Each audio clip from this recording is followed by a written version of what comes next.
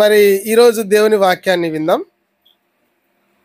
వాక్యంని వినడం కన్నా ముందు కొన్ని మాటలు మనం అర్థం చేసుకోవాలి. దేవుడు వింటున్నారు జాగ్రత్తగా. ఒక మనిషికి పరిశోధనలు కలుగుతాయి, శోధనలు కలుగుతాయి. ఎందుకు ఒక వ్యక్తికి శోధనలు వస్తాయి? దాని వెనక ఉన్న భావం ఏమిటో మనం ఈరోజు ధ్యానిస్తున్నాం. చెప్పండి, ఒక మనిషికి ఎందుకు శోధనలు వస్తాయి? దాని వెనకల ఉన్న భావం ఏమిటి? శోధనలు ఎందుకు వస్తాయో మనం వింటున్నాం. శోధనలు ఎవరికెవరికి ఉన్నాయి? ఒకసారి చేతులు ఎత్తుతారా? మాకు చాలా శోధనలు ఉన్నాయన్నా అన్నట్లు చెప్పండి. ఏం చేయమనికేం లేవా? ఉన్నాయా శోధనలు? ఎవరెవరికి ఉన్నాయి? బిటు, నీకేమైనా ఉన్నాయా శోధనలు, కష్టాలు, ఇబ్బందులు, ప్రాబ్లమ్స్ ఏం లేవా? రేపు బడికి పోతే హోంవర్క్ అంతా చేసినావా? చేయలేదా? చేసినా. ఎవరికి తగిన ప్రాబ్లమ్స్ వాళ్ళకుంటాయి. శోధనల వెనుక ఒక కారణం ఉంటుంది.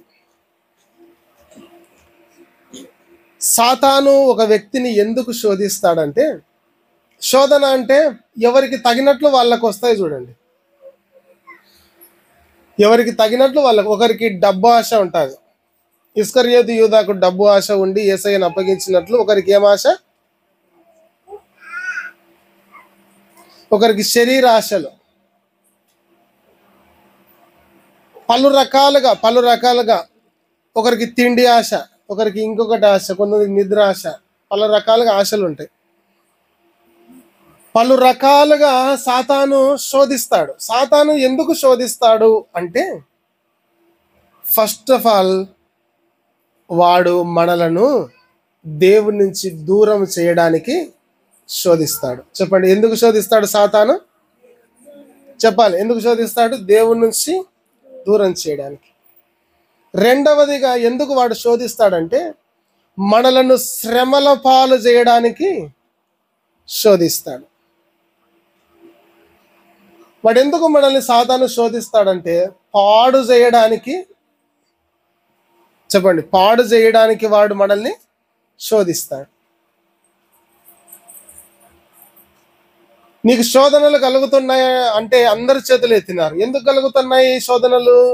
సాతాను ఎందుకు మిమ్మల్ని శోధిస్తున్నాడు అంటే, ఒకటి దేవుని నుంచి దూరం చేయడానికి, ఇంకా నిన్ను పాడు చేయడానికి, నిన్ను శ్రమ పెట్టడానికి, నీ ఇబ్బంది పడితే చూసి ఆనందించడానికి సాతాను నిన్ను శోధిస్తాడు. అయితే శోధన దేవుడు ఎందుకు అనుమతిస్తాడు? ఒక మాట వినండి బాగా. శోధన, సాతాను మిమ్మల్ని శోధించాలి అంటే వాని సొంతంగా వాడొచ్చి నిన్ను తాకడానికి వానికి అధికారము లేదు. వాడు సొంతంగా వచ్చి నిన్ను ముట్టడానికి అధికారం వానికి లేదు. మరి సాతాను శోధించాలనుకున్నప్పుడు, సరే శోధించు అని దేవుడు ఎందుకు అనుమతిస్తాడు? దేవుడు అనుమతిస్తేనే వాడు శోధించేది. దేవుడు అనుమతిస్తేనే నీకు శోధనలు వచ్చేది. ఎందుకు దేవుడు అనుమతిస్తాడు అంటే, నీ యొక్క స్థితిని నిన్ను పరిశోధించడానికి, నిన్ను పరిశోధించడానికి దేవుడు నిన్ను అప్పగిస్తాడు. నిన్ను బలపరచడానికి దేవుడు ఆ శోధనలకు అనుమతిస్తాడు. నిన్ను సువర్ణముగా మార్చడానికి దేవుడు శోధనలకు అనుమతిస్తాడు. ఇప్పుడు అందరూ కోత కోస్తున్నారు. రైతులు ధాన్యం అంతా తీసుకొని ఏం చేస్తారంట, ఆ గాలికి పెడతారు. పొట్టు అంతా ఏమైపోతుంది చెప్పండి, పొట్టు ఏమైపోతుంది, కొట్టుకొని ఎగిరిపోతుంది. కానీ శ్రేష్టమైన ధాన్యం అంతా కుప్పబడుతుంది. శోధన కూడా అలాంటిదే. పొట్టు పొట్టు గిట్టు ఏమన్నా ఉంటే, మనం పొట్టు లెక్క ఉంటే పొట్టు లెక్క మనం ఉంటే ఏమైపోతాం. మనల్ని పరిశోధించడానికి దేవుడు అనుమతిస్తాడు. మనల్ని విలువైన పాత్రలుగా చేయడానికి దేవుడు అనుమతిస్తాడు. ఉదాహరణకు మనం యోబు గ్రంథంలో చూసుకుంటే సాతానునే దేవుడు అడుగుతున్నాడు, ఎక్కడి నుంచి వస్తున్నావు అంటే, సాతాను ఏమన్నాడు, భూమి మీద అటు ఇటు తిరిగి వస్తున్నావు. అట్లానా? యోబుని చూసి వచ్చినావా? చూశాను. యోబు ఎంత మంచివాడో, ఎంత భక్తిపరుడో, ఎంత యథార్థవంతుడో, ఎంత ఎంత ప్రియమైన వాడో అని యోబు గురించి సంతోషంగా చెప్పుకుంటున్నాడు దేవుడు. యోబు గురించి ఏం చెప్తున్నాడు? గ్రేట్గా చెప్పుకుంటున్నాడు. ఇదిగో నా కుమారుడైన యోబు ఎంత గొప్పవాడో తెలుసా, ఎంత భక్తిపరుడో తెలుసా, ఎంత యథార్థవంతుడో తెలుసా. తెలుసు తెలుసు. ఊరికే భక్తి చేస్తున్నాడా? నువ్వు అన్ని ఇచ్చినావు కాబట్టి చేస్తున్నాడు. ఒకసారి నాకు అప్పగించు, నీ ఎదుటనే దూషించేటట్లు చేస్తా అన్నాడు. నా యోబు అలాంటి వాడు కాదు, కావాలంటే చెక్ చేసుకోపో అని చెప్పాడు. యోబు ఆస్తి అంతా పోయింది. యోబు ఏం చెప్పాడు? యెహోవా ఇచ్చెను, యెహోవా తీసుకొనెను, దేవుని నామమునకు స్తుతి కలుగును గాక అన్నాడు. ఆ మాట సాతానుకు దెబ్బలాంటిది. తర్వాత మరలా వచ్చాడు. ఆయనకు మంచి ఆరోగ్యం ఉంది కదా, ఆరోగ్యం ఉంటే ఎవడైనా స్తుతిస్తాడు. ఆయన ప్రాణం తప్ప చెక్ చేసుకోపో, ప్రాణాన్ని మాత్రం ముట్టడానికి వీల్లేదు.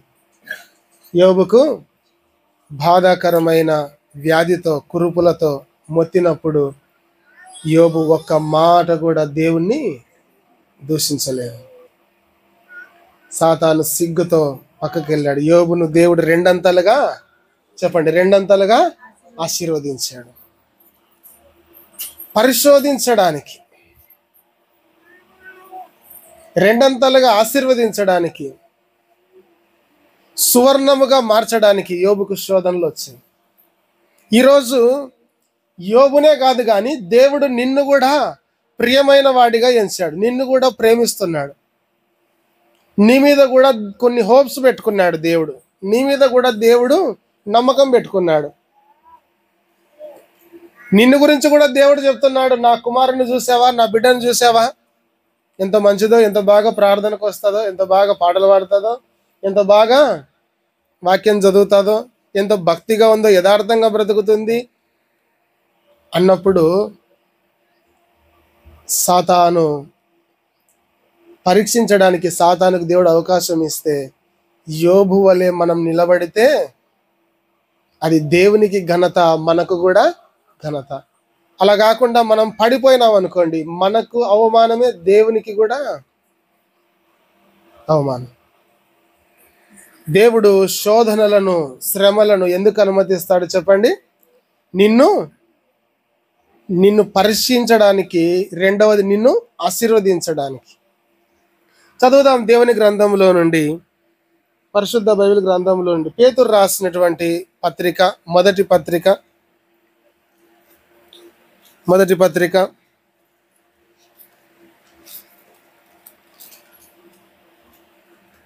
1వ అధ్యాయం 6వ వచనం చదవండి అన్న. 1:6. 1:6. ఇందువలన మీరు మిక్కిలి ఆనందించుచున్నారు గాని అవసరమును బట్టి నానా విధములైన శోధనల చేత ప్రస్తుతమున కొంచెము కాలం మీకు దుఃఖము కలుగుచును. దేన్ని బట్టి అంట? చదవండి మళ్ళీసారి చూడండి, బైబిల్ బాగా చూడండి. దేన్ని బట్టి అంట? అవసరమును బట్టి. దేన్ని బట్టి? ఏం అవసరం అంట? అవసరమును బట్టి నానా విధములైన శోధనల చేత. ప్రస్తుత కొంచెంకాలం మీకు దుఃఖము, శోధనలు ఏమంట? ఏంటివంట చెప్పండి? దేన్ని బట్టి వస్తాయంట? ఎవరికి మా వాక్యం అర్థం కావడం లేదా? అవసరాన్ని బట్టి శోధనలు. మనుషులకు ఏంటివి చెప్పండి? భక్తులకు శోధనలు చెప్పండి. అవసరం. శోధనలు భక్తులకు చెప్పండి. ఇక్కడ దేవుడు రాయించండి, అవసరాన్ని బట్టి చెప్పండి. అవసరాన్ని బట్టి. అవసరాన్ని బట్టి ఇప్పుడు పిల్లలకి ఎగ్జామ్స్ అవసరమా అవసరం లేదా? చెప్పండి. పిల్లలకి ఎగ్జామ్స్ అవసరమా అవసరం లేదా? స్లిప్ టెస్ట్, యూనిట్ టెస్ట్, ఇప్పుడు ఉండే ఏంది పిలుస్తున్నారు ఇప్పుడు తెలియదు నాకు. క్వార్టర్లీ, హాఫ్ ఇయర్లీ, ఇట్లా ఎగ్జామ్స్ అవసరమా అవసరం లేదా? పిల్లలకి ఎగ్జామ్ పెట్టకుండా డైరెక్ట్ ఫైనల్ ఎగ్జామ్స్ పెడితే వానికి క్వశ్చన్ పేపర్ ఎట్లా రాయాలో తెలియదు, టైం అంతా అయిపోతుంది. ప్రాక్టీస్ కొరకు చెప్పండి ఎగ్జామ్స్ అవసరం. అట్లానే మన విశ్వాస యాత్రలో మనము రాటుదేలి నిలబడి దేవుని కొరకు ఫలించుటకు బలమైన సాధనముగా నిలబడడానికి, రెండంతలుగా యోబు ఆశీర్వదించబడినట్లు ఆశీర్వదించబడడానికి, మనం ఫలించడానికి, దేవుని ఎడల మనం భక్తిని, ఆయన మీద మనకున్న ప్రేమను రుజువు చేసుకోవడానికి అప్పుడప్పుడు శోధనలు మనకు ఎదురవుతుంటాయి. వాటిని మనము జయించే వారిగా ఉండాలి. వాటిని చెప్పండి, జయించే వారిగా ఉండాలి. అవసరాన్ని బట్టి నానా విధముల శోధన. ప్రస్తుత కొంచెంకాలం మీకు దుఃఖం కలుగుతున్నది. తర్వాత చదవండి. నశించిపోవు సువర్ణం అగ్ని పరీక్ష వలన శుద్ధపరచబడుచున్నది కదా, దానికంటే అమూల్యమైన మీ విశ్వాసము ఈ శోధనల చేత పరీక్షకు నిలిచినదై యేసు క్రీస్తు ప్రత్యక్షమైనప్పుడు మీకు మెప్పును, మహిమయు, ఘనతయు కలుగుటకు కారణమగును. యేసుక్రీస్తు ప్రత్యక్షమైనప్పుడు నీకు మెప్పు, నీకు మహిమ, నీకు ఘనత కలగడానికి కారణం అంటవి. మన విశ్వాసాన్ని గురించి దేవుడు చెప్తున్నాడు. ఇదిగో నశించిపోవు సువర్ణం అగ్ని పరీక్ష వలన శుద్ధిపరచబడుతుంది కదా, దానికంటే అమూల్యమైన మీ విశ్వాసం. బంగారు కంటే అమూల్యమైనది విశ్వాసం. చెప్పండి. బంగారు కంటే, దేవుడు రాయించాడు, బంగారు కంటే అమూల్యమైన మీ విశ్వాసము ఈ శోధనల చేత పరీక్షకు నిలిచినదై మీకు మెప్పు, మహిమ, ఘనత తీసుకొని వస్తాయి. చెప్పండి. శోధనలు మనిషికి ఏం తీసుకొని వస్తాయంట? మెప్పును, మహిమను, ఘనతను దేవుని ఎదుట తీసుకొని వస్తాయి. శోధన లేదనుకోండి, మెప్పు ఉంటుందా? మహిమ ఉంటుందా? ఘనత ఉంటుందా? ఉండదు. శోధనల అవసరాన్ని బట్టి దేవుడు శోధిస్తాడు. ఇప్పుడు ఒక మాట మిమ్మల్ని అడుగుతాను, మీరు జవాబు చెప్పండి. శోధనలను మేము ఎదుర్కోవడానికి రెడీగా ఉన్నాం, ఎందుకంటే నాకు మెప్పు, మహిమ, ఘనత దేవుని ఎదుట కావాలి అన్నాళ్ళు ఎవరైనా చేసి చూపించండి. Very good, very good, very good, very good. ఒకరు చూసి ఒకరు ఎత్తుతున్నారా? నిజంగా ఎత్తుతున్నారా? సరే, ఇప్పుడు ఎత్తడం అయితే ఎత్తినారు, కానీ లోపల ఎక్కడో ఒక చిన్న భయం ఉందా లేదా? చిన్న భయం. ఎట్లా ఎదుర్కోవాలా శోధనలు ఎదుర్కొంటేనే మెప్పు కలుగుతుందంట, శోధనని ఎదుర్కొంటేనే ఘనత కలుగుతుందంట, శోధనలు ఎదుర్కొంటేనే రెండంతల ఆశీర్వాదం కలుగుతుందంట. మరి అవి నేను ఫేస్ చేయాలంటే నాకు భయము ఎట్లా అని ఒక చిన్న భయం వచ్చింటుంది మనసులో. ఒక మాట చదువుదాం. కొరింథీయులకు రాసిన పత్రిక 10:13 చదవండి అన్న. 10:13 కొరింథీయులకు రాసిన మొదటి పత్రిక 10వ అధ్యాయము 13వ వాక్య భాగం. సాధారణముగా మనుషులకు కలుగు శోధనలు తప్ప మరి ఏది మీకు, చదవండి, ఏది మీకు సంభవింపలేదు. దేవుడు నమ్మదగిన వాడు, మీరు, ఇది బాగా చదవాలన్న, ఇది మీరు సహింప గలిగినంత కంటే ఎక్కువగా ఆయన మిమ్మలను, దేవునికి స్తోత్రం, ఎక్కువగా ఆయన మిమ్మలను శోధింపనీయడు. అమ్మా, నువ్వు ఎంత సహిస్తావో అంతే అనుమతిస్తాడు. లేని భారం నీ మీద పెట్టాడు దేవుడు. నువ్వు ఎంత మోయగలవో అంతే భారం మోపుతాడు, కానీ మోయలేనంత భారం నీ మీద పెట్టాడు దేవుడు. ఇప్పుడు చెప్పండి, ఎవరున్నారు రెడీగా శోధనలు ఎదుర్కోవడానికి? మోసేంతనే పెడతాడంట దేవుడు నాకు, నేను మోస్తానని. నిజంగా ఎత్తండి, ఇప్పుడైనా నిజంగా ఎత్తాల. మోస్తారా? ఎక్కువ పెట్టాడు మళ్ళీ మీకు దేవుడు. మోస్తారా? శోధనలు ఎదుర్కొంటే చెప్పండి, శోధనలు ఎదుర్కొంటే వాటిని జయిస్తే మనకేమొస్తాయి? మెప్పు, మహిమ, ఘనత, రెండంతలా ఆశీర్వాదం మన కోసం రెడీగా ఉంది. అదే ఆ స్టేజ్కి మనం చేరాలంటే ఈ శోధన అనే మెట్టులను మనం ఎక్కుకుంటూ పైకోవాలి. శోధన బాధలు చుట్టినా నన్ను ముట్టినా సాగిపోవుటే నాకు నా యేసు నేర్పెను, సాగిపోవుటే నాకు నా యేసు నేర్పెను. శోధన కదా, శోధన బాధలు మనల్ని చుట్టినప్పుడు ఏం చేయాలి? మనము ఈ శ్వాస యాత్రలు సాగిపోతుండాలి, స్టాప్ చేయకూడదు. శోధనలు కలిగినాయి, కష్టాలు వచ్చినాయి, బాధలు వచ్చినాయి, ఇబ్బందులు వచ్చినాయి, ఇరుకులు వచ్చినాయి, శ్రమలు వచ్చినాయని స్టాప్ చేయకూడదు. ప్రార్థన స్టాప్ చేయకూడదు, ఆరాధన ఆగిపోకూడదు, వాక్య ధ్యానం విడిచిపెట్టకూడదు, భక్తిని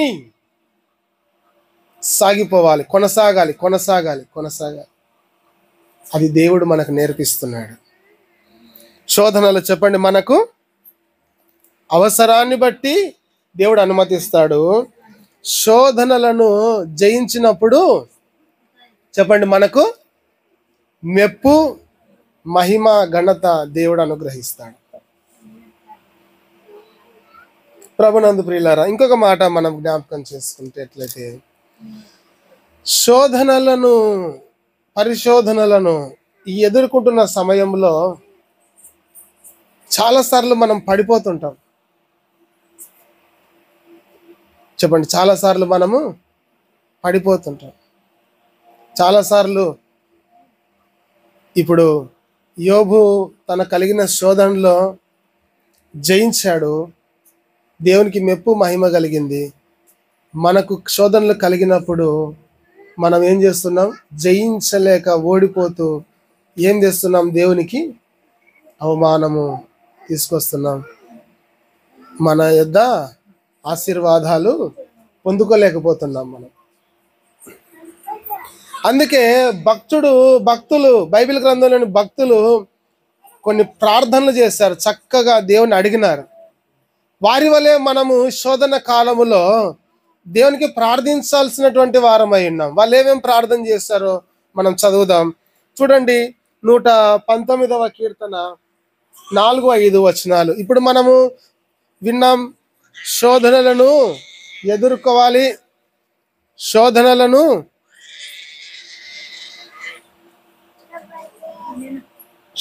ఎదుర్కోవాలి, శోధనలను జయించాలి అని విన్నాం. ఆ శోధనలో పడిపోకుండా దేవుని సహాయం కొరకు మనము వేడుకోవాలి. అలా భక్తులు ప్రార్థన చేశారు. చదవండి, 119వ కీర్తన 4-5 వాక్య భాగాలు చదవండి. నీ ఆజ్ఞలను జాగ్రత్తగా గైకొనవలెనని నీవు మాకు ఆజ్ఞాపించి ఉన్నావు. ఆహా, నీ కట్టడలను గైకొనున్నట్లు నా ప్రవర్తన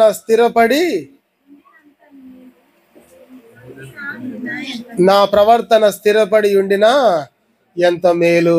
భక్తునికి ఎంత మంచి ఆశ, ఈయనకి ఎంత మంచి ఆశ ఉందంట. ఆయన ఆశ ఏందంట? ఆయన ఏమని అడుగుతున్నాడు దేవుణ్ణి? ఆహా, నీ కట్టడలను గైకొనున్నట్లు నా ప్రవర్తన స్థిరపడితే ఎంత మేలు. ఈరోజు నీకుందా ఇట్లాంటి ఆలోచన? దేవుని వాక్యాన్ని గైకొనేటట్లు, దేవుని వాక్యానుసారంగా ఆయన ఆజ్ఞలను పాటించేటట్లు నా ప్రవర్తన స్థిరపడితే ఎంత బాగుండు అనే ఆశ మనకుందా? అటు ఆశ మనం కలిగి ఉండాలి. ఆయన ప్రవర్తనను, ఆయన ఆజ్ఞలను మనం గైకొనాలి. అలా మన ప్రవర్తన స్థిరపడాలి. స్థిరపడినాడు యోబు, దీవించబడ్డాడు. ఈరోజు మనము స్థిరపడుతున్నామా? ఆయన వాక్యం మీద, ఆయన ఆజ్ఞలను గైకొంటున్నామా? మనల్ని చెప్పండి, శోధనలు సాతాను ఎందుకు తీసుకొస్తాడని విన్నాం?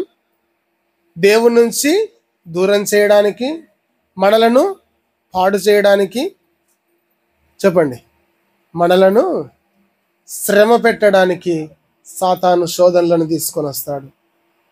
ఇదిగో నిన్ను దేవుని నుంచి దూరం చేస్తాడు. నువ్వు వాక్యాన్ని చదవకుండా, వాక్యానుసారంగా బ్రతకకుండా దూరం చేస్తాడు. అయితే మనము కలిగి ఉండాల్సింది ఏమిటంటే, ఆయన ఆజ్ఞలను గైకొనేటట్లు మన ప్రవర్తనను స్థిరపరచుకోవాలి.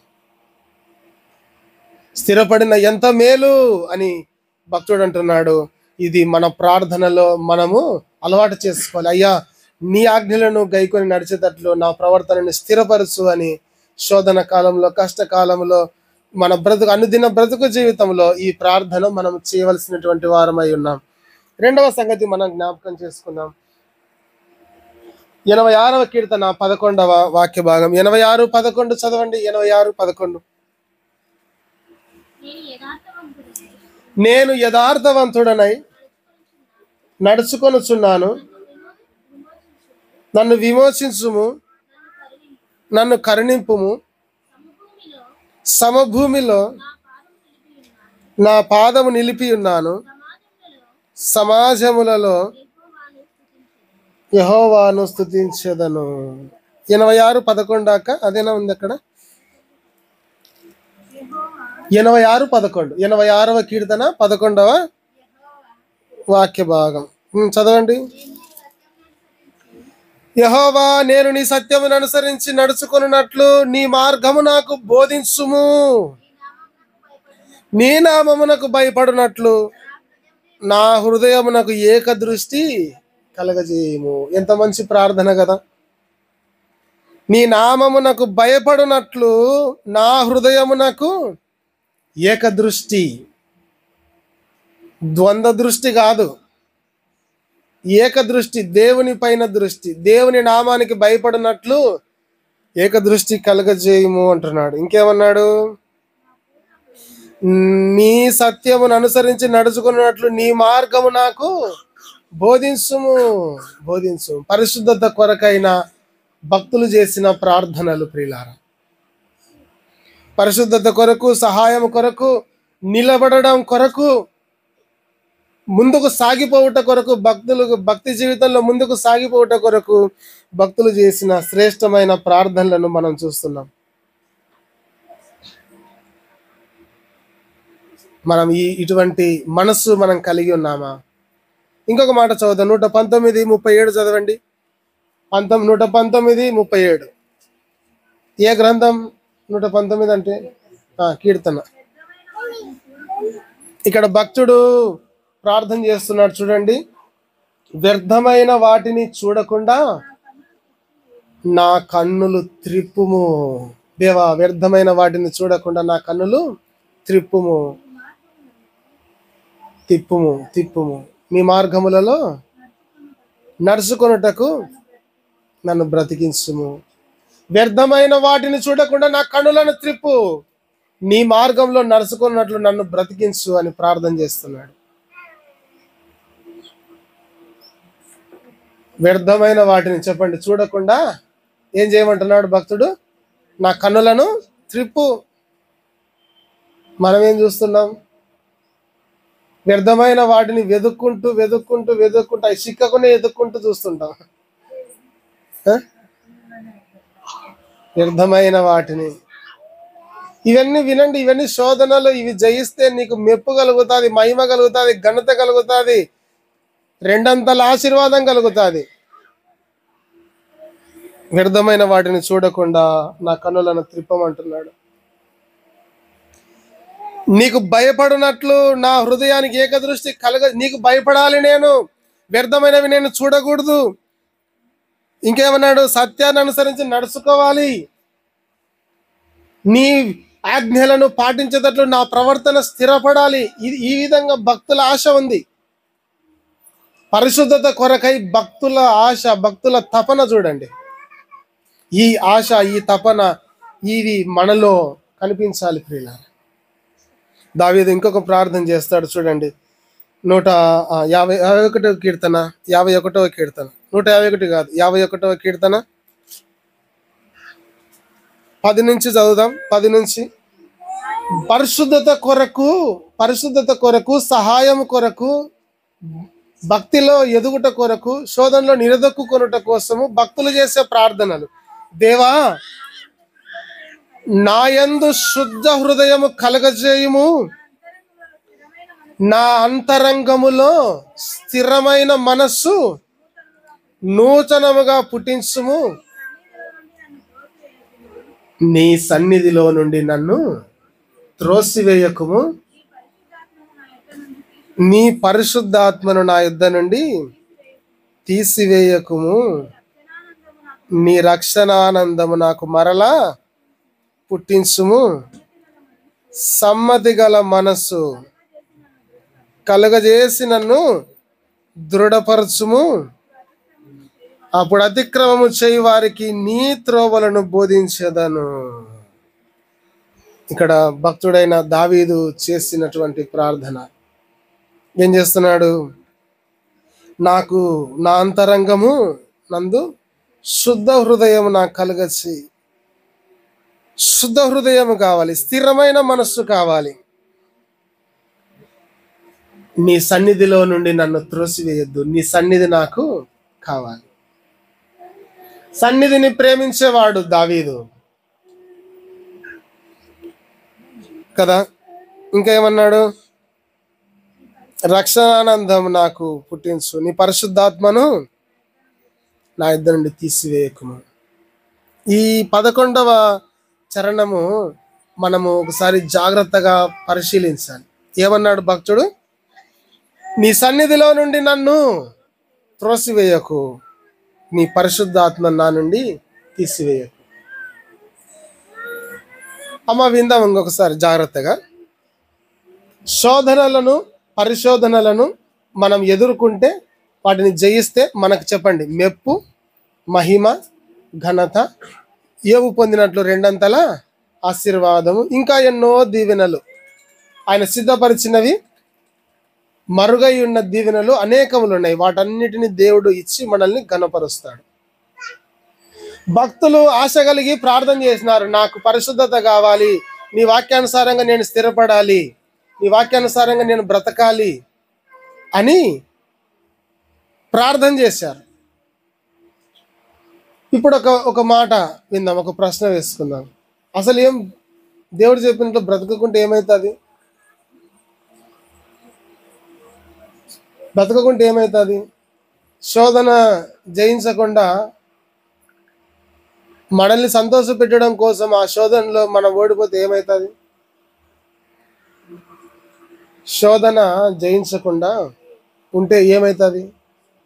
మన మనస్సు వాక్యాన్ని, ఆజ్ఞలను పాటించకపోతే ఏమవుతుంది? మనం స్థిరపడకపోతే ఏమవుతుంది? ఏకదృష్టి కలిగి దేవునికి భయపడకపోతే ఏమవుతుంది?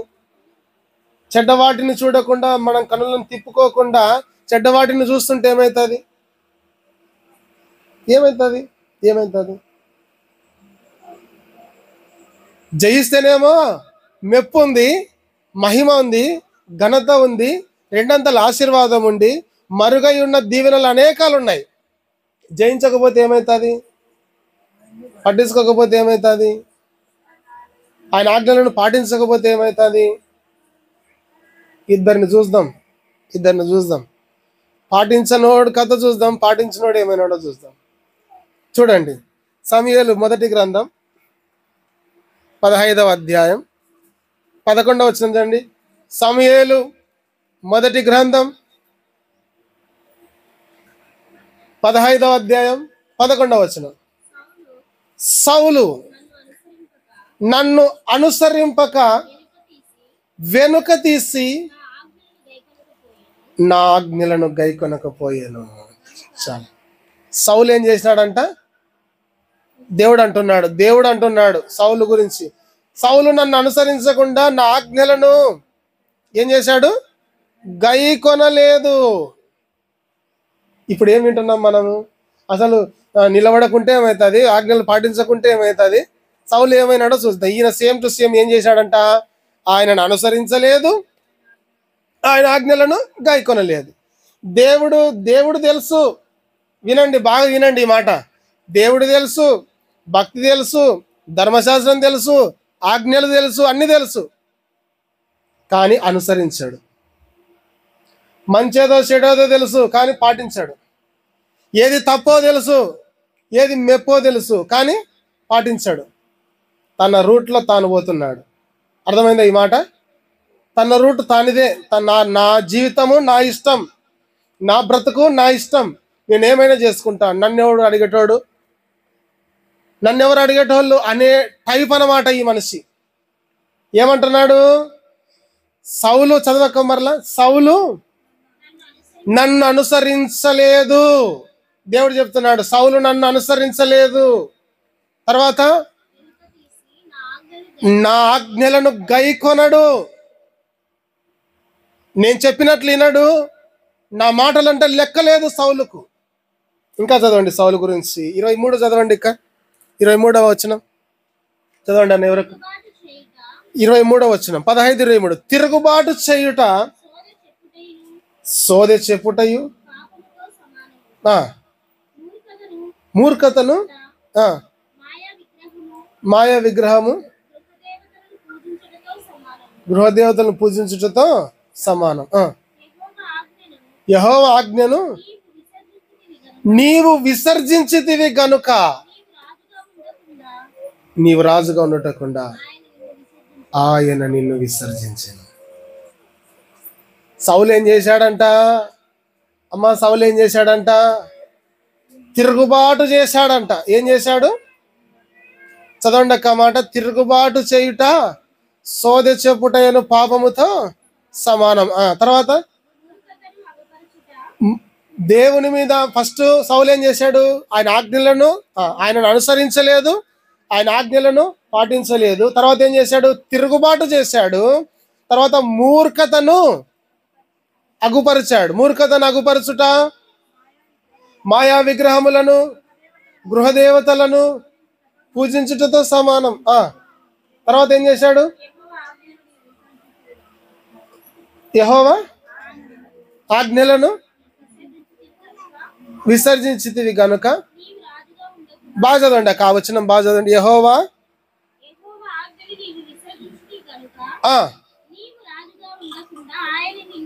ఆయనని, దేవుని ఆజ్ఞలను విసర్జించాడంట. సౌలు ఏమేం చేశాడు? దేవుణ్ణి అనుసరించాడు, ఆయన ఆజ్ఞలను పాటించాడు, తర్వాత తిరుగుబాటు చేస్తాడు, తర్వాత మూర్ఖంగా ప్రవర్తిస్తాడు, మూర్ఖతను వెల్లడిపరుస్తాడు. తర్వాత ఏం చేశాడంట? దేవుని ఆజ్ఞలను విసర్జించాడు. దేవుని ఆజ్ఞలను చెప్పండి, విసర్జించాడు. సౌలు చేసే పని. దేవుని ఆజ్ఞలను చెప్పండి, విసర్జించాడు. మళ్ళీ మీరే చెప్పండి, ఏమేం చేసినాడు సౌలు? ఫస్ట్ చెప్పాలా? మీరు ఇంటర్నేది లేదు, నాకు తెలియాలి కదా. చూడకుండా చెప్పండి, విన్నావు కదా ఎంతసేపు. చెప్పండి. ఫస్ట్ ఏం చేశాడు? ఆజ్ఞలను అనుసరించలేదు. రెండవది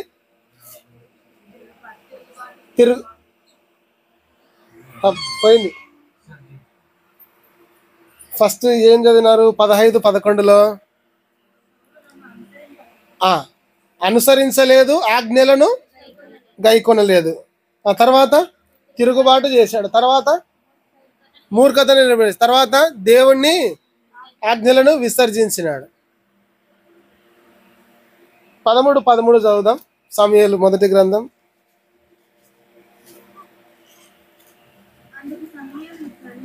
అందుకు సమూయేలు ఇట్లా, నేను నీ దేవుడైన యెహోవా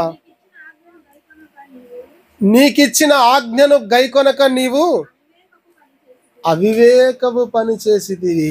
ఏం పనులు అంట? మనోని పనులు. ఏం పనులు అంట? సౌలు చేసే పనులు ఏం పనులు? అవివేకపు పనులు. దేవుని ఆజ్ఞలను గైకొనకుండా ఏం పనులు చేస్తుంటాడు? అవివేకపు పనులు చేస్తుంటాడు. రిజల్ట్, ఇప్పుడు ఏదైనా పని చేస్తే ఎగ్జామ్ రాసి రిజల్ట్స్ వస్తాయి కదా, అట్లనే దీనికి కూడా రిజల్ట్స్ వస్తాయి అన్నమాట. ఈయనకి ఏం బహుమానం వచ్చిందో చదువుదాం. 16-14 చదవండి. 16-14 సమూయేలు మొదటి గ్రంథం 16-14. యెహోవా ఆత్మ సౌలును విడిచి పోయెను. ఏం కలిగింది సౌలుకు బహుమానం? యెహోవా ఆత్మ సౌలును విడిచిపోయాను. దేవుడు విడిచిపెట్టినాడు. చెప్పండి చెప్పండి. దేవుడు విడిచిపెట్టాడు. దేవుడు విడిచిపెట్టాడు. దేవుడు విడిచిపెట్టాడు. దేవుడే విడిచిపెట్టాడు. దేవుడు విడిచిపెట్టాడు. ఎవరిని? ఎందుకు విడిచిపెట్టినాడు? ఆజ్ఞలు గైకొనలేదు, ఆయన అనుసరించలేదు, ఆజ్ఞలను గైకొనలేదు, తిరుగుబాటు చేస్తాడు, మూర్ఖత్వాన్ని వెల్లడిపరుస్తాడు, ఆయనను విసర్జిస్తాడు, అవివేక పనులు చేస్తాడు. అన్నీ తెలుసు ఆయనకు, అన్నీ తెలుసు, కానీ ఏది చెయ్యడు. కాబట్టి దేవుడు ఏం చేశాడు? సౌలును విడిచిపెట్టాడు. యెహోవా ఆత్మ సౌలును విడిచిపోయి. ఎంత బాధాకరం! దేవుడు విడిచిపెట్టాడు సౌలును. అమ్మా వినండి. నువ్వు భక్తిగా బ్రతకకపోతే, సౌలు లెక్క ప్రవర్తిస్తే, ఆజ్ఞలను పాటించకపోతే, దేవుని అనుసరించకపోతే, తిరుగుబాటు చేస్తే, దేవుని మీద మూర్ఖంగా ప్రవర్తిస్తే, దేవుని ఆజ్ఞలను విసర్జిస్తే, అవివేక పనులు చేస్తే దేవుడు ఏం చేస్తాడు చెప్పండి? సౌలుని ఏం చేశాడు? విడిచిపెట్టాడు. అందుకే దావీదు అంటున్నాడు కదా, నీ పరిశుద్ధాత్మను నా నుండి తీసివేయొద్దు, నీ సన్నిధిలో నుండి నన్ను త్రోసివేయొద్దు. విడిచివేయబడతావు, జాగ్రత్త. విడిచిపెట్టబడతావు. ఆడికి అయిపోయింది అనుకున్నారా? కంటిన్యూషన్ చదవండి. యెహోవా యొద్ద నుండి దురాత్మ ఒకటి. చెప్పండి. ఎక్కడి నుంచి దురాత్మలు వచ్చినాయి. దేవుని దగ్గరికి ఎవరు వచ్చారు? దురాత్మలు వచ్చి, దేవా సౌలు చూడు, దేవా నీ ఆజ్ఞలను అనుసరించుకొనున్నాడు, నీ మీద తిరుగుబాటు చేశాడు, విసర్జించాడు, నీవంటే లెక్కలేదు, జామలేదు, నిన్నే విసర్జించాడు. అప్పుడేం చేశాడంట? దురాత్మను పంపించినాడంట దేవుడు. పరిశుద్ధాత్మ లేదు సౌలు దగ్గర. ఏ ఆత్మ ఉంది చెప్పండి? ఏ ఆత్మ ఉంది? దురాత్మ. ఏం చేసింది దురాత్మ? వచ్చి ఆయనను వెర్రపింపగా. దురాత్మ వచ్చింది. ఆయన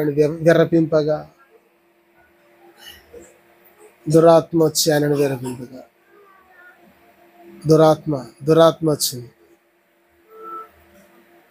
ఏమైతుంది అనుకుంటున్నావు? దయ్యాలకు నివాసంగా మారతాం దేవుని పక్కన వాడేస్తే. ఏమవుతుందిలే అనుకుంటాం. సాతాను వచ్చి కూర్చుంటాడు. సాతాను ఏం చేస్తాడు? వచ్చి కూర్చొని మా నాయనని అంటాడా? ఏమంటాడు సాతాను? కనికరం లేదు. పసిబిడ్డ మీద కనికరం లేదు, పండు ముసలి వారి మీద కనికరం లేదు. మనిషిని పాడు చేయడమే, మనిషిని నాశనము చేయడమే, మనిషిని నష్టపరచడమే వాని పని. దురాత్మ వచ్చి సౌలును విర్రపించిందంట, కలవరపరిచింది. ఆయన నెమ్మది లేకుండా, సమాధానం లేకుండా, సంతోషం లేకుండా నలిగిపోయేటట్టు, ఇంకా భ్రష్టుడిగా అయ్యేటట్లు దురాత్మ వచ్చింది. పరిశోధనలో నిలబడకుంటే ఏమవుతుంది అక్క అన్న? చెప్పండి, ఏమవుతుంది? ఏం కాదు అనుకుంటున్నావా? ఏం కాదు అనుకుంటున్నావా? నష్టం ఉంది ప్రియులారా, నష్టం ఉంది. ఎవరైనా ఉన్నారా సౌలు మాదిరిగా దేవుని అనుసరించని వాళ్ళు? తెలిసి కూడా అనుసరించని వాళ్ళు ఎవరైనా ఉన్నారా ఇక్కడ? ఆయన ఆజ్ఞలను పాటించని వాళ్ళు ఎవరైనా ఉన్నారా ఇక్కడ? తిరుగుబాటు చేసే వాళ్ళు ఎవరైనా ఉన్నారా ఇక్కడ? దేవుని అంటే దేవుని మీద, దేవుని ఆజ్ఞల మీద తిరుగుబాటు చేసే వాళ్ళు ఎవరైనా ఉన్నారా? మూర్ఖంగా ప్రవర్తించే వాళ్ళు ఎవరైనా ఉన్నారా? దేవుని ఆజ్ఞలను విసర్జించే వాళ్ళు ఎవరైనా ఉన్నారా? దేవుని ఆజ్ఞలను పాటించకుండా అవివేక పనులు చేసే వాళ్ళు ఎవరైనా ఉన్నారా ఇక్కడ? ఉన్నారా? గుర్తుపెట్టుకోండి, సౌలు ఉన్నాడు మీకు రోల్ మోడల్గా. ఎవరున్నారు? సౌలు నీకు రోల్ మోడల్. సౌలు ఎట్లయినాడు? దేవుని ఆత్మ విడిచిపెట్టబడింది, దురాత్మ ఆయన దగ్గరకు వచ్చిందంట. దురాత్మ వచ్చి ఆయనను పీడిస్తుంది.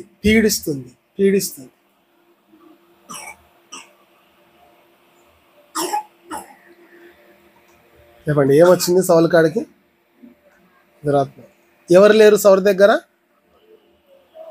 దేవుడు లేడు. ఈయన నశించిపోయాడు, దిగజారిపోయాడు. రోజుకు దిగజారి తన కత్తి మీద తానే పడి చచ్చిపోయాడు. ఆయన చావు ఎట్లా వచ్చిందో తెలుసా? ఫిలిస్తీన్లు వస్తున్నారు చంపడానికి, యుద్ధానికి. ఈయనకు తెలిసిపోయింది ఓటమి ఖాయం. ఆ ఫిలిస్తీన్ల చేతిలో చావడం ఇష్టం లేక తన కత్తి మీద తాను పడి ప్రాణం పోకున్నది. కత్తి మీద తాను వన్నాడు, ప్రాణం పోవడంలే. ఒకరిని చెప్తే తలకాయ నరికినాడంట. ఆయన ఏం చేశాడు చెప్పండి? తలకాయ. ఎవరు సౌలుని ఎవరైనా చంపినారా? తన ప్రాణం తానే తీసుకునేటట్లు సాతాను చేసింది. నేను చచ్చా అంటారు కొంతమంది. సైతాను మాటలు అదెల్లా. ఆ మాట నీ నోటికి రాకూడదు. అన్నీ చేపిస్తాడు, లాస్ట్కి నష్టపోయేది నీవే. మరణపు ఆలోచనలు కలగజేసేవాడు సాతాను. నేను ఈ కష్టాలు తట్టుకోలేకున్నాను, నేను చచ్చిపోతా. సత్యం నరకానికి పోతావు అట్టనే. ఇంకా ఎంత సాతాను మనుషులను ఎంత పీడిస్తుందో తెలుసా? ఒకసారి అంట ఈ మధ్య ఒక పిల్లోడు పోయి మంగళ షాప్ పోయి కటింగ్ కొట్టించుకొచ్చుకున్నాడంట. ఏంద్ర అట్ట కొట్టుకున్నావు, కటింగ్ బాగలేదు నీ కటింగ్ అంటే వాడు ఫీల్ అయిపోయి ఊరేసుకుని చచ్చిపోయినాడంట. సాతాను చూడండి, పసిబిడ్డలను మరణానికి తీసుకొని పోతుంది.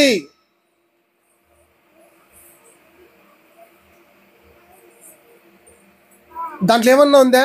తప్పుందా ఆ తల్లి అనడంలో? అయితే దానికే ఫీల్ అయ్యి చచ్చిపోతారా? ఎందుకు చచ్చిపోతారు? సాతాను ఆడ ఆడిస్తుంది అట్లా. సాతాను తిష్టేసుకొని కూర్చున్నాడు అక్కడ. భక్తి లేదు, భయం లేదు, దేవుడు లేదు, ఏమీ లేదు. ఇంకా సౌలు వల్ల ఇష్టానుసారంగా బ్రతుకుతుంటే సాతాను వాడు ఆడినట్టు ఆడక ఏం చేస్తాడు? ప్రాణాలు తీసుకుంటున్నారు చిన్న బిడ్డలు. తెలిసి తెలియక కాదు, ఈ సాతాను క్రియల వల్ల. ప్రియులారా ఎంత నష్టం ఉందండి సాతాను మార్గములోనికి వెళితే, ఆయన ఆజ్ఞలను పాటించకపోతే. సౌలు తన ప్రాణాన్ని తానే తీసుకున్నాడు. వినండి, బ్రతికి సాధించుకోవాలి కానీ సత్య సాధించుకోలేరు ఎవరు. సత్య సాధించకూడదు. ఒక ఆమె అంటుందంట వాళ్ళ మగుని, సచ్చి దయ్యమై పడతా నీకు అనిందంట. నన్ను ఊకే కొడుతున్నావు కదా, ఊకే దాంతో బెల్ట్ తీసుకుని అది తీసుకొని చెంబుతో చాటతో కొడుతున్నావు, నీ ఇట్ట కాదు, సచ్చి దయ్యమై పడతా నీకు అనిందంట. సచ్చి ఎవరు దయ్యమై పడ్డారు? సచ్చే ఒకటి పరలోకమా, రెండోది నరకమా, అంతే. ఇంకా ఇది తెలుసుకోండి చాలా మంది, ఇది తెలుసుకోవాలి, చాలా మందికి తెలియదు. చచ్చిపోయిన వాళ్ళు దయ్యమై పట్టరు. అర్ధాయిస్తూ చచ్చినా, యాక్సిడెంట్ చచ్చినా, ఊరేసుకొని చచ్చినా, కాల్చుకొని చచ్చినా ఎట చచ్చారు చెప్పండి? పురుగుల మందు తాగి చచ్చినా, ఎట చచ్చినా కూడా దయ్యాలై పట్టరు మనుషులు. నేను చెప్తే బాగుండదు కానీ వాక్యం చదువుదాం. పరిశుద్ధ గ్రంథమే మనకు చెప్పాల. ప్రసంగి గ్రంథం చూడండి, ప్రసంగి గ్రంథం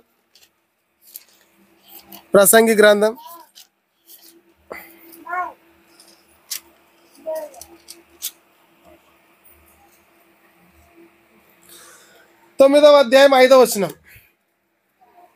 చచ్చిన వాళ్ళు దయ్యాలై పడతారా? పట్టరు. దేవుడు చెప్తున్నారు, వినండి. 9:5 ప్రసంగి గ్రంథం 9వ అధ్యాయం 5వ వచనం. చదవండి, గట్టిగా చదవండి. బ్రతికియుండు వారు తాము చత్తురని ఎరుగుదురు, అయితే చచ్చిన వారికి ఏమి తెలియదంట. చచ్చిన వారు ఏమి ఎరగరు. వారి పేరు మరోబడి ఉన్నది, వారికి ఇక ఏ లాభము లేదు. చచ్చిన వాళ్ళకి ఇంకా ఏ లాభము లేదు. వారిక ప్రేమింపరు, ఆశ పెట్టుకోరు, అసూయ పడరు. చచ్చిన వాళ్ళంట చచ్చిపోయినోడు ఇంకా ప్రేమించాడు, చచ్చిపోయినోడు ఇంకా అసూయ పడాడు, చచ్చినోడు ఇంకా ఆశ పెట్టుకోడు. చచ్చిన వాళ్ళు ఇంకా భూమి మీద వారికి ఏ లాభము లేదు. చచ్చిపోయినాక ఒక మనిషి చనిపోతే ఇంకా తక్షణమే కన్ను రెప్ప మూసి తెరిచేంత సమయంలో వాని ఆత్మ ఒకటి పరదైసుకు కానీ, రెండవది పాతాళానికి కానీ ఒక రెప్పపాటులో వెళ్ళిపోతుంది వాని ఆత్మ. అంతేగాని 3 రోజులు దినమే వెళ్దాక ఇక్కడిక్కడ తిరిగిపోతాడు. ఎలా ఉత్తమాటలు చూడండి. 10 రోజులు దినాలు దాకుంటాడు, ఆ చెట్టుకు పట్టినాడు, ఆ రూమ్లో ఉన్నాడు. ఇవన్నీ నమ్మొద్దండి. చింత చెట్టుకు దయ్యం పట్టిందని మేకులల్లో కొట్టి పెడుతుంటారు కొంతమంది. చెట్లకి ఎందుకు పడతాయి దయ్యాలు? సరే దయ్యాలు. చచ్చిపోయినోడు చెప్పండి, చచ్చినోడు దయ్యమై పట్టాడు. వినండి బాగా, చచ్చినోడు దయ్యమై పట్టాడు. ఇప్పుడు మీరైనా చదివినారా? మనం కళ్ళారా చదివినామా? చచ్చినోడికి లాభం లేదు భూమి మీద.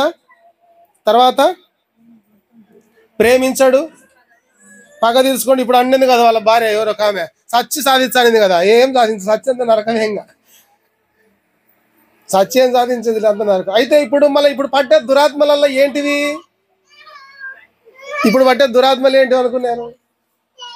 మనుషులు కాదు. ఆకాశాల మండలమందు దురాత్మ సమూహాలు ఉన్నాయి. పడిపోయిన దూతలు ఉన్నారు, అపవాది దూతలు ఉన్నారు. అవి పడతాయి. అది పట్టింది సౌలుకు. ఆకాశ మండలమందున్న దురాత్మ ఒకటి వచ్చి, బలమైన దురాత్మ వచ్చి సౌలును పీడించింది. పీడించి సచ్చేటట్లు చేసింది. దురాత్మ వచ్చి ఏం చేస్తుంది? ఇదిగో ఈ పాపం చెయ్యి, ఇదిగో ఈ సిగరెట్ తాగు, ఇదిగో ఈ మందు తాగు. ఎవరు చూస్తారులే. కోపం వచ్చింది కదా, నువ్వు గమ్మునుంటే వాడు అనగాడు, 2 పెరుకు. దురాత్మ చేపిస్తుంటది ఈ పనులల్లా. 2 దాన్ని ప్రేమించొద్దు, ప్రేమించాలి. ఇవన్నీ నేర్పిస్తుంటది దురాత్మ చేసే క్రియలు. ఇట్లా సౌలును నాశనం చేసింది దురాత్మ. అమ్మా, మనము దేవుని ఆజ్ఞ ప్రకారం బ్రతకకపోతే ఏమైపోతారు చెప్పండి? సౌలే మనకు మాదిరి, నశించిపోతారు. 18 నాన్న బయటికి వెళ్ళి నాన్న. 18, 14 చదవండి. సమూయేలు మొదటి గ్రంథం. నీ పేరే అంతా ఈరోజంతా సమూయేలు అంటే చూస్తున్నాడు ఈయన. సమూయేలు మొదటి గ్రంథం 18వ అధ్యాయం 14 వచనం. ఇక్కడ చూడండి. మరియు దావీదు సమస్త విషయములలో సుబుద్ధి కలిగి ప్రవర్తింపగా. పోనీ నాయనా, పోనీ మళ్ళీ ఎందుకు? మళ్ళీ చదువుక. మరియు దావీదు సమస్త విషయములలో సుబుద్ధి కలిగి ప్రవర్తింపగా దేవునికి స్తోత్రం, యెహోవా అతనికి తోడుగా ఉండెను. సౌలు సమస్త విషయములలో దుర్బుద్ధి కలిగి ప్రవర్తించాడు. దావీదు సమస్త విషయంలో సుబుద్ధి కలిగి, మంచి బుద్ధి కలిగి, దేవుని ఎడల భయము భక్తి కలిగి ప్రవర్తించినప్పుడు దేవుని ఆత్మ పరిశుద్ధాత్మ దావీదుకు తోడై దావీదును స్థిరపరిచినాడు. దావీదు కుటుంబాన్ని స్థిరపరిచినాడు. దావీదును అందలం ఎక్కించినాడు. అత్యున్నతమైనటువంటి స్థితిలో దేవుడు దావీదును ఎత్తుకొని నిలబెట్టాడు. ఒకడు అనుసరించాడు, ఒక ఆయన అనుసరించలేదు. పాటిస్తే ఏమవుతుంది, పాటించకపోతే ఏమవుతుంది అనుకుంటున్నావు కదా. దురాత్మలు నిన్ను శోధిస్తాయి. అందుకే అన్నాడు భక్తుడు, ఆహా నా ప్రవర్తన నీ ఆజ్ఞలను అనుసరించి నడుచుకున్నట్టు నా ప్రవర్తన స్థిరపడిన ఎడల ఎంత మేలు. పాటిస్తారా, పాటియరా? మిమ్మల్ని అడిగేది ప్రశ్న. దేవుని ఆజ్ఞలను పాటిస్తారా, పాటియరా? మీ ఇష్టం. మిమ్మల్ని ఎవరు బలవంతంగా ఎవరేం చేయరు. మా సార్ చెప్తుండే చిన్నప్పుడు, బాగుని పట్టి బిగించి కాలు చేతులు పట్టుకొని పగనామాలు పెట్టినారంట. అంత బలవంతంగా పెడితే పక్క పెట్టి దుడుపుకున్నాడంట. అంతే బలవంతంగా భక్తి చేపియాడు దేవుడు. పాటిస్తావా? ఇష్టపూర్వకంగా పాటిస్తావా? దావీదు హృదయపూర్వకంగా పాటించినాడు. నువ్వు కూడా హృదయపూర్వకంగా దేవుని అనుసరిస్తావా? చెప్పండి. అనుసరిస్తాం. చెడ్డదాన్లను చూడకుండా కళ్ళను తిప్పుకుంటావా? చెడ్డవాటిని చూడకుండా కళ్ళను తిప్పుకుంటావా? వచ్చి కనిపిస్తుంటాయి టక టక టక. పొద్దున దేవుని పాటలు పెట్టింటే నేను లోపల ఉన్నా ఒంటరిలో. అటుపక్కంటే సినిమా యాడ్ వచ్చింది ఒకటి. నేను వచ్చే లోపల అన్నీ చెప్పినాడు ఆడు. ఇంకా మొన్న ఒక ఆమె సినిమాకి పోయి చచ్చిపోయింది చూడు. అట్లాంటి యాడ్స్ వస్తుంటాయి. మనం చూడకుండా సైతాన్ని తెచ్చి చూపిస్తుంటాడు. చూడు చూడు చూడు. చెడ్డ వాటిని తీసుకొచ్చి సాతాన్ ఏం చేస్తుంటాడు, చూపిస్తుంటాడు. నేనేం పెట్టుకోలే ప్రభా, అదే వచ్చింది కాబట్టి చూసా అని చూసినావు అనుకో, నీ లోపల ఉందన్నమాట అసలు సంగతి. బయటికేమో చూడని అనుకుంటున్నావు, కానీ లోపల ఉంది. చెడ్డవాటిని చూడకుండా నీ కళ్ళని ఏం చేయాలా? తిప్పుకోవాలా. దేవుని అడగాల శక్తిని, నా కళ్ళను తిప్పే శక్తిని, నా కళ్ళను తిప్పేసి. వాక్యం పెట్టుకునే మధ్యలో వస్తుంటాయి చూడండి కొన్ని యాడ్స్ వస్తాయి యూట్యూబ్లో. యూట్యూబ్ అనే కాదు, ఇంకా యాదైనా కూడా మస్తుగా ఉంది. లోకము రంగుల వలయం, రంగుల వలయం. చూడ్డానికి ఎంతో బాగుంటాయి, కానీ అవన్నీ మోసపూరితమైనవి. కళ్ళను తిప్పుకుంటున్నామా? ఇంకేం చదివాం? చెడ్డవాటిని చూడకుండా మన కన్నులను తిప్పుకోవాలి. పరిశుద్ధత కొరకు మనము బ్రతకాలి. హృదయపూర్వకంగా పాటిస్తారా? ఇప్పటి నుంచి గడిచినది అవసరం లేదు. గడిచినది ఇంక నువ్వు మరలా దేవుని దగ్గర పశ్చాత్తాపడి సరిదిద్దుకోవచ్చు. ఇక నుంచి ప్రభువాని ఆజ్ఞలను అనుసరిస్తా. శోధనలు అంటే ఏదో అనుకున్నారు, మళ్ళా శోధన అంటే ఏదో అనుకున్నారు. ఇవే శోధనలు, ఇవే శోధనలు. వాటిని జయించాలి మనం. ఏశావుకు ఒక శోధన వచ్చింది. చెప్పండి, ఏశావుకు ఏమొచ్చింది? ఏం శోధన? చిక్కుడుకాయల కూరని చూస్తుంటే కళ్ళు తిరిగిపోయినాయి. అబ్బా, ఇది ఎంత బాగుంది, ఇది సున్నికి ఎంత బాగుందంటే తించేట్టుంటుందో. యాకోబు కొంచెం పెడతావా? యాకోబు అంటే ఇది పెట్టేది కాదన్నాడు. నీ జ్యేష్ఠత్వం ఇస్తావా? నేను కూర పెడతా. జ్యేష్ఠత్వమా? నేను ఇప్పుడు ఆకలి చచ్చిపోతాండా, కొంచెం ఉంటే చచ్చానేమో నేను ఈ ఆకలి తడకలేక. పెట్టు తీసుకోపో, నువ్వే జ్యేష్ఠు, నీ పని నుంచి ఆశీర్వాదాలలో నీకే పో, నాకు ఆ కూర పెట్టు నాయన అని ఇప్పించుకున్నాడు. అదే శోధనలు అంటే. కొద్ది వాటిలో నమ్మకముగా ఉన్నవాడిని దేవుడు వానికి ఏం చేస్తాడంట? చెప్పండి, ఏం చేస్తాడంట? గొప్ప వాటిని ఇస్తాడంట. యాకోబు ఏం చేసినాడంటే ఇష్టపడి చేసుకున్నాడు. పాపం తినాలి, ఆ మంచికి కూడా ఆకలి అవుతుంటుంది కదా, ఇంకా చేసుకున్నాడు. తన ఆకలి, నేను ఆకలి కొన్నే బాధలే, కానీ నాకు ఆశీర్వాదం కావాలని ఇచ్చేసినాడు. నాకు ఆశీర్వాదం లేకపోయినా బాధలే, నా కడుపు నిండేది చాలని. ఇవే శోధనలు. ఇట్లా నీకు నీకు ఏ శోధనలు వస్తాయి? నువ్వు ఇంట్లో కూర్చొని పాపం బైబిల్ తెలుసుకొని చదువుకుందామని తెలుసుకుంటావు, పక్కింట్లోనేమో ఈ టీవీలో ఒకటి సీరియల్ వచ్చుంటుంది, అది ఎంబడే నీ షోలో పడి ఉంటుంది. బైబిల్ మూసేసి చిన్నగా ప్రభా అని మూసేసి బైబిల్ పక్కన ఏం తిరగనట్టు టీవీ పెట్టుకొని ఈ టీవీ పెట్టుకొని చూసినావంటే నానే పడిపోయాను. ఇవే శోధనలు. శోధనలు ఇవే మనుషులకు కలిగే శోధనలు తప్ప వేరే ఏం నీకేం పక్కన ఏం కలగడం లే. మనుషులకు కలిగే శోధనలే.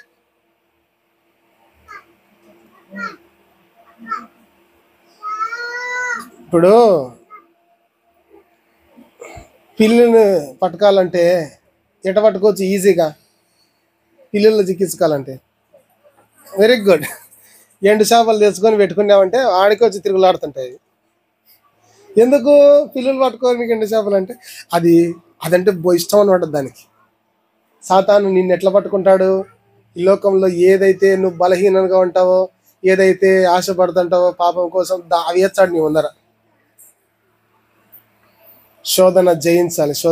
కొన్నిసార్లు ఒక్కొక్కరికి ఒక్కొక్క రకాలుగా పరిశోధనలు కలుగుతాయి కదా. అబ్రహామును దేవుడు పరిశోధించినాడు. ఎట్లా పరిశోధించినాడు? నీకు నేను ఇష్టమా చెప్పండి, నీ కొడుకు ఇష్టమా? అది లోపల ఉంది, దేవునికి చెక్ చేద్దాం.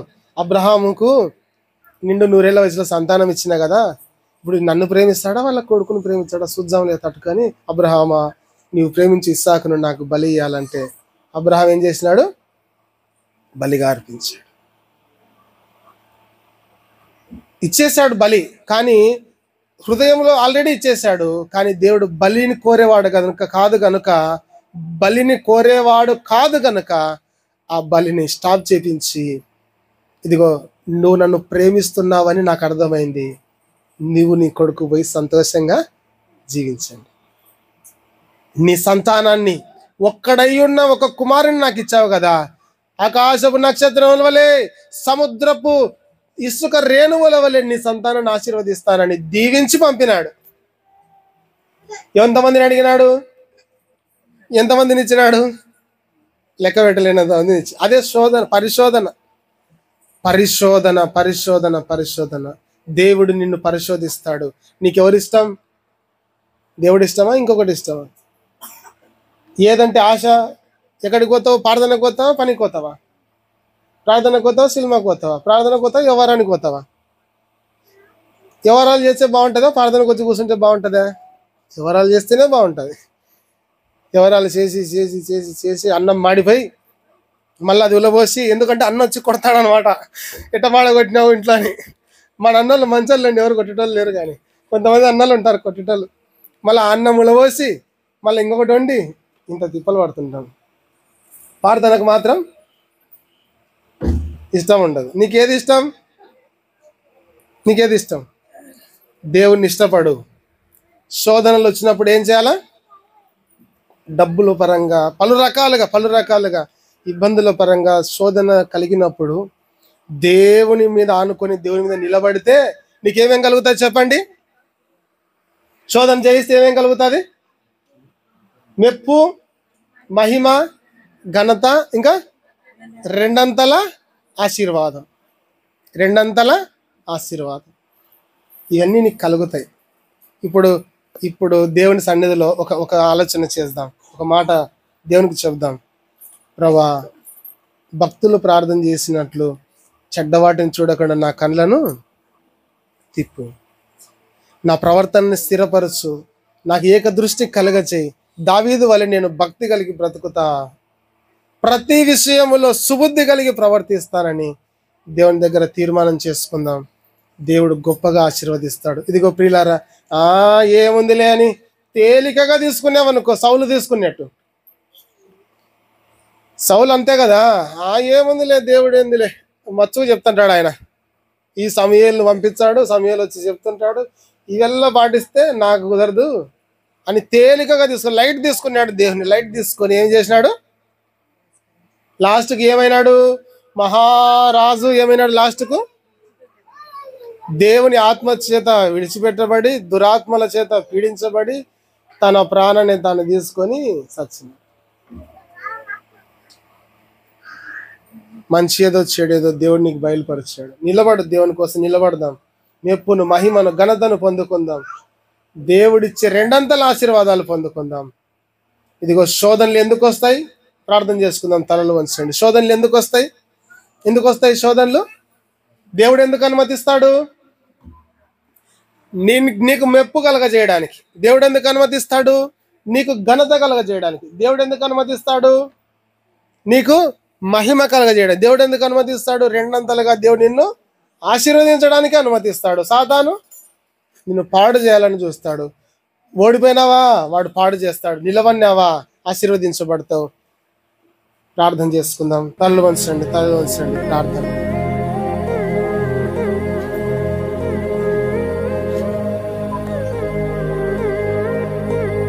ప్రార్థన. కృపా సత్య సంపూర్ణుడా, ప్రేమ స్వరూపి, మీ పాదాలకు స్తోత్రాలు. అవసరాన్ని బట్టి మాకు కలుగుతున్న ఈ శోధనల సమయంలో ప్రస్తుత కాలము, కొంచెకాలము మాకు దుఃఖము కలుగుతుంది. ఆ దుఃఖ కాలములో నిన్ను మరిచిపోకుండా, నిన్ను విడిచిపెట్టకుండా, నిన్ను విడవకుండా కొనసాగుటకు మాకు నేర్పించండి. అలా జీవించినప్పుడు సువర్ణము కంటే విలువైన విశ్వాసము పరీక్ష మాకు కలిగినప్పుడు, విశ్వాస పరీక్ష మాకు కలిగినప్పుడు, అయ్యా మేము తట్టుకొని నిలబడినప్పుడు మెప్పు, మహిమ, ఘనత రెండంతలుగా ఆశీర్వాదము మీరు ఇస్తారని వాగ్దానము చేశారు. స్తోత్రం. ఆ రీతిగా నడుచున్నట్లు మాకు సహాయం చేయండి దేవా. నీ ఆజ్ఞలను అనుసరించక, నీ ఆజ్ఞలను విడిచిపెట్టి మూర్ఖంగా ప్రవర్తించి తండ్రి తిరుగుబాటు చేసి అవివేకపు పనులు చేసి దేవా నీ ఆజ్ఞలను నిన్ను విసర్జించి సౌలు నశించిపోయాడు. తన రాజ్యము నిలవలేదు. అలా నాయనా నిన్ను దూరం చేసుకొని నిలబడకుండా, ఎవరే కూడా ఇక్కడ విడిచిపెట్టబడకుండా ఉండునట్లు సహాయం చేయండి. నీ కొరకు బ్రతుకుది ఎంత ఆశీర్వాదం ఉంది అయ్యా. నిన్ను మరుస్తే, నిన్ను దూరం పెట్టుకుంటే ఘోరమైన శాపము ఉంచి ఉన్నది కనుక నీ ఆజ్ఞానుసారంగా నడుచుటకు సహాయము చేయమని. నీ బిడ్డలకు శోధనలు కలిగినప్పుడు ప్రభా దిగులు చెందకుండా, కృంగిపోకుండా, బలహీనపడకుండా, నాయనా సొమ్మసిల్లిపోకుండా నువ్వు ప్రక్కన నిలిచి బలపరిచే దేవుడవైనందులకు నీకు స్తోత్రాలు. బలపరచండి. మోయగలిగినంతకంటే ఎక్కువగా మీరు భారము పెట్టనన్నందులకు స్తోత్రం. నేను ధైర్యముగా, సంతోషముగా, సమాధానము కలిగి శోధనలను జయించే శక్తిని, కృపను నీ పరిశుద్ధాత్మ ద్వారా మాకు దయచేయమని ప్రార్థిస్తూ, ప్రతి ఒక్కరు, స్థానిక సంఘంలో ఉన్న ప్రతి ఒక్కరు ప్రతి ప్రవర్తన అంతటిలో దావీదు వలె మేమందరము నాయన యథార్థంగా బ్రతికి సుబుద్ధి కలిగి బ్రతికి నీ ఆజ్ఞలను పాటిస్తూ నీ చేత మెప్పు, మహిమ, ఘనత రెండంతలుగా ఆశీర్వాదం కలిగి ఫలించే జీవితం మా అందరికీ దయచేయమని ప్రభువైన యేసుక్రీస్తు పేరిట స్తోత్రములు చెల్లించి ప్రార్థించి వేడుకుంటున్నాము తండ్రి. ఆమేన్. మన తండ్రి అయిన దేవుని ప్రేమ, కుమారుడైన యేసుక్రీస్తు కృప, పరిశుద్ధాత్మ దేవుని యొక్క ఆదరణ, సహాయము, సహవాసము, సన్నిధి మనకును సకల పరిశుద్ధులకును సదాకాలము తోడయుండి నడిపించును గాక. ఆమేన్.